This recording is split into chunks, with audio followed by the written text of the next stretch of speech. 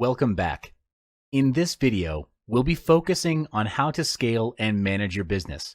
You'll also be looking at how to gain exceptional levels of income in the long run continuously. Excellent businesses have an edge which allows them to get ahead of the race. This advantage is called timing. Timing is the ability to select the precise moment for doing something for optimum effect. In this case, timing is the ability to gauge how much time you or your team need to get certain things done. You'll come to a stage where your schedule has reached its maximum capacity and you'll need to balance your time between looking for new business versus having quality time with the people who matter to you. For example, if you have a new project which has a very set fixed deadline, how do you manage the allocation of work among your team? Do you simply delegate all of the work using a top-down method? Or do you take a really good look at the work required for the project and instead adjust the work needed and shave off things that don't need to be done? At this stage, you'll have gained some insights on how to generate new leads and manage existing clients. Instead of engaging in a one-man show, a better approach will be to set up a team to execute delivery while you focus on generating sales, marketing, and generating new leads, pitching, and networking. To do that, you need to be working on your business rather than in your business. Let's talk about how to project your income. Before you set up a team, you need to estimate your cash flow. Without having any idea of how much money your business can generate, it's almost impossible to accurately plan your business ahead and prepare for the tough times that may befall your outfit. Fortunately, predicting how much you can earn is not difficult. You can estimate how much your first year revenue is by calculating how much money you can potentially earn. If your company isn't generating as much as what you've estimated, take it as a sign for you to tweak your plans. When you're at the helm of your business, it's very important to remember that a healthy business has a healthy stream of income. Predicting how much we'll earn in the future is not easy, but there is a way. By projecting your income. So how do we do it? First, list down your current average earnings of 3 months and multiply them by 12 months. The amount you get will be your estimated annual sales. Secondly, subtract the total cost of production of the year to get the gross profit of your company. Third, to get the company's net profit before taxes, subtract the company's operating costs from the gross profit. The costs that will be incurred include employees' salary, payroll, overhead cost, rental, etc. And after that, you'll need to further subtract the income tax from this. Taxes vary from country to country and from state to state, so I suggest that you should find the percentage of income taxes in your country to know your business net profit. Okay, let's talk about how to leverage and optimize your company. The next question you need to answer is how to increase revenue with the same amount of time and effort. You can do it by means of leveraging and optimizing your company. Leveraging your business means using your resources to their optimum advantage for improved results. One big question that you need to ask to leverage is this: am I using all of my resources to their best advantage? Do I still have backseat roles in my team, which don't really contribute to anything? Do I really need these backseaters to complete projects or tasks? If you answered no or maybe, your business is ripe for leveraging on your existing talent pool and optimizing your team size so there are no backseats. Companies which can achieve more results with fewer resources are great examples of leveraging. One example is Brand A, which produces higher quality vehicles, even though Brand B spends more on research. An African proverb says, if you want to go fast, go alone. If you want to go far, you need a team. Many businessmen struggle in their businesses because they try to do everything themselves. Some result in hating the entire process because they end up performing tasks which are not their field of expertise, such as production or operations. Some end up having to work extra hours unnecessarily, and the irony here is that they build a business with the purpose of having more free time and achieve financial freedom, yet they get swallowed up and chained to the business.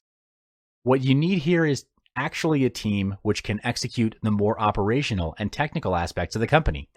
This way, you'll have so much more time working on your business, not in it, which includes strategic planning and direction. The SaaS strategy. As mentioned before, one of the perks of having a strong business is that you'll have more free time to focus on the management and directional aspects of your business.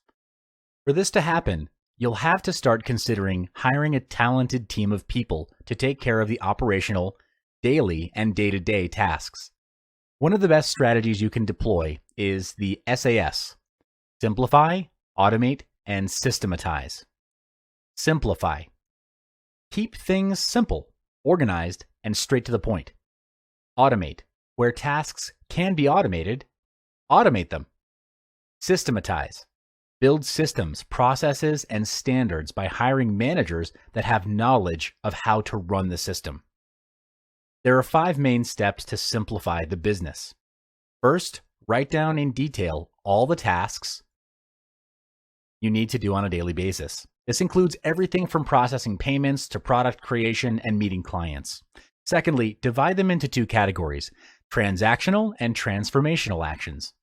Transactional tasks are rudimentary and predictable, which include processing salaries, paying bills, rent, etc.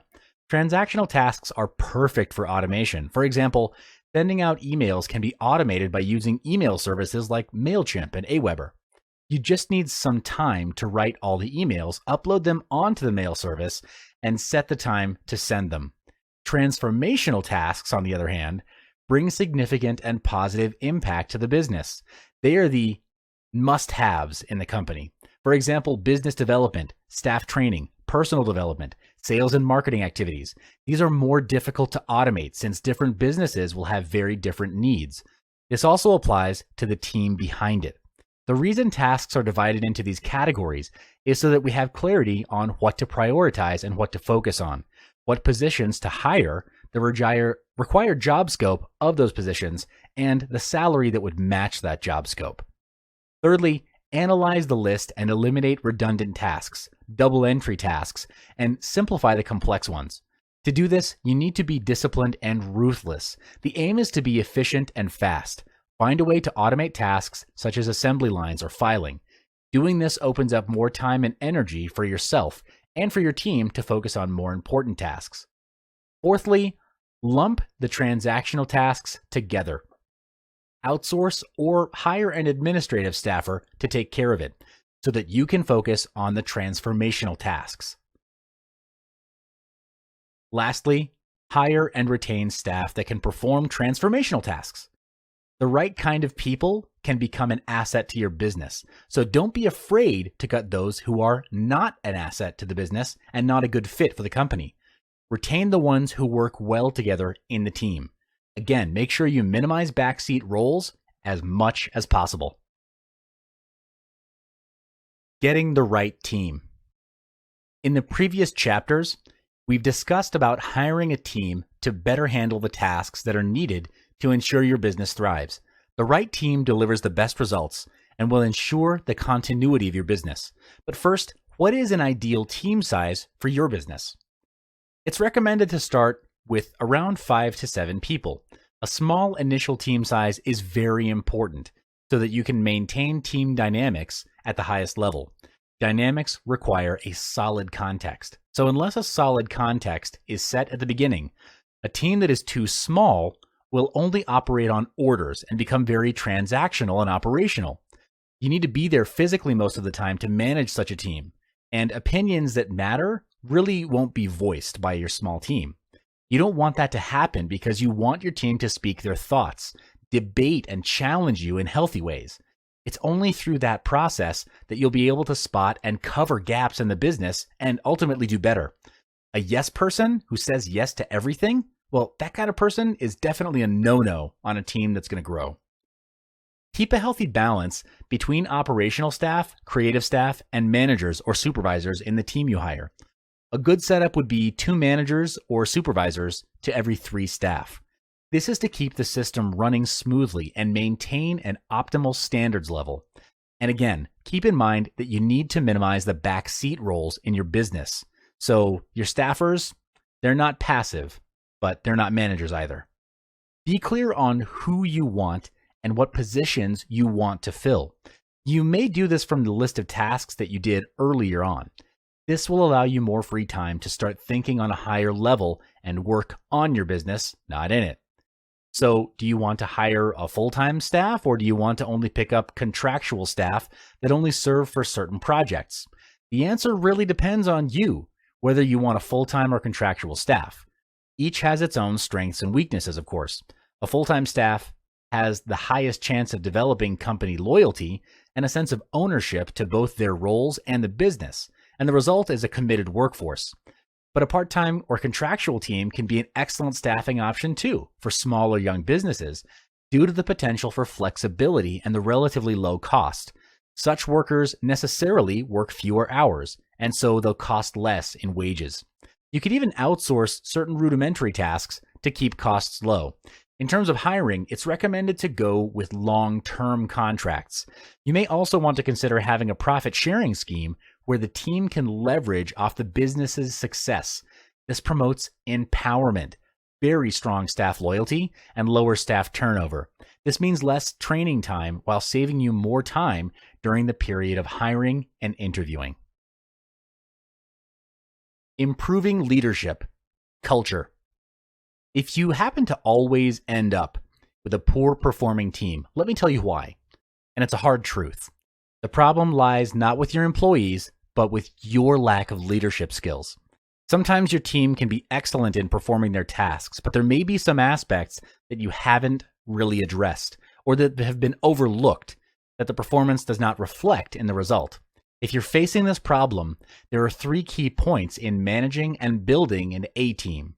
The first one is creating culture.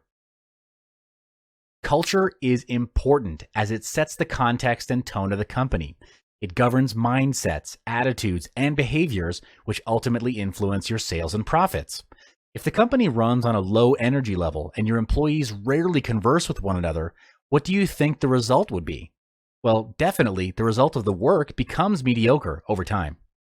To cultivate a high-performance work culture, you need to set rules, often referred to as a code of honor.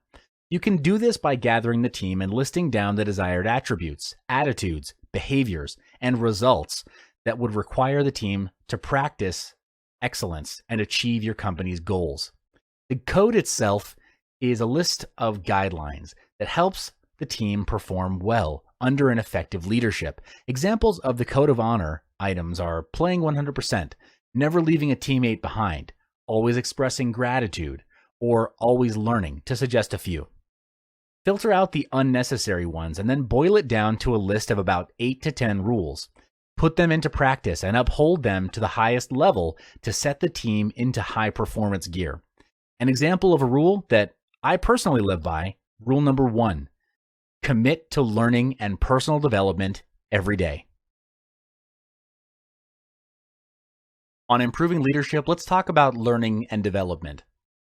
The second key point is to learn and develop. If the team is not learning and growing, then really they're dying. Therefore, your team needs to constantly sharpen their saw. There are always businesses out there who work harder, smarter, and quicker than your team. It's just a reality. And if there's no growth in learning or development, developing current talents, that is, surely one day your competitors will close the gap and surpass you. This also means death to your business. If you're not learning, you're dying. Stay ahead of your competitors by structuring learning and development activities for your team. The reason is these activities help them to be very efficient and effective in problem solving, time management, and prioritization. There are lots of activities that you can do for your team to help their growth. The first is apprenticeship. This means sending your team over to other organizations to learn from them. This can be a very useful and effective way to eventually develop a new skill. Second is career counseling. This is where your team members discuss with their supervisor a career plan and develop that career plan to identify areas for improvement or advancement and how those areas can be addressed and also when. Coaching includes Working one-on-one with the learner to conduct a needs assessment, set major goals to accomplish, develop an action plan, and support the learner to accomplish that plan. The team member drives these activities, and the coach provides continuing feedback and support. Continuing professional development is very beneficial so that your team stays up to date in the views and practices necessary to lead and manage in today's organizations. There are an increasing number of universities, colleges, and training centers associating continuing education credits or continuing education units with their courses and workshops. So why not leverage those? Sometimes your team doesn't have the proper technique to learn and retain new things. Organizations and other environments are changing rapidly. Therefore, it's extremely important to continually be aware of those changes and to be reflecting on them and learning from them as well. Basically, with continuous learning, you help your team to learn and how to learn. Courses and seminars are great platforms for the learning and development of new knowledge or skills on your team. Courses with hands-on experience are even better since it'll help your team apply what they have just learned, making the lessons even more effective. Another great way to encourage self-learning for your team is to provide them with opportunities to give presentations. For example, have a 15-minute presentation on a topic that adds value to your team and specifically what you're working on. Let's say there are 7 people on your team. That would be a total of 105 minutes of presentation every time you do this meeting. And if you do it every month, then annually, it would add up to 84 topics and 21 hours of learning. Okay, we've talked a lot about improving leadership. Let's do a quick debrief. The third key point is for you to do a debrief or a post-mortem after each successfully completed project. Debriefing is the most powerful learning tool to recap everything that you've learned. Debriefing is done by evaluating a recent project. Key areas to look into are reflections of what has been done, insights with the aim of that project towards the future, linking the challenge with the actions and how similar projects can be done more effectively in the future. Debriefs are important after your projects to identify gaps and insights as preparation for future projects. So in this stage, it's essential that your project team prepare a list of gaps during the project. There are 2 ways that you can go about this. The first is to identify the current gap that the project team detected and how to close that gap in the future. The second is to identify potential gaps in the future. An example is if you hear that your competitor is introducing a faster product sometime in the future, you might conclude that this could be significant to your business. Next part is to arrange a meeting session with your team. Now, this is critical because your project team may have things that they might want to point out, which are actually critical but not noticed during the project. Imagine skipping out on such a debriefing session and starting right away on the next project. Not only would it cause the same mistake to be made over and over again without anyone realizing, but your project team may be demoralized and further risking the projects in the future because of low morale. Therefore, it's your core role in these meetings to be a facilitator and to lead by conducting the session without bias, regardless of any employee's rank and regardless of what they say.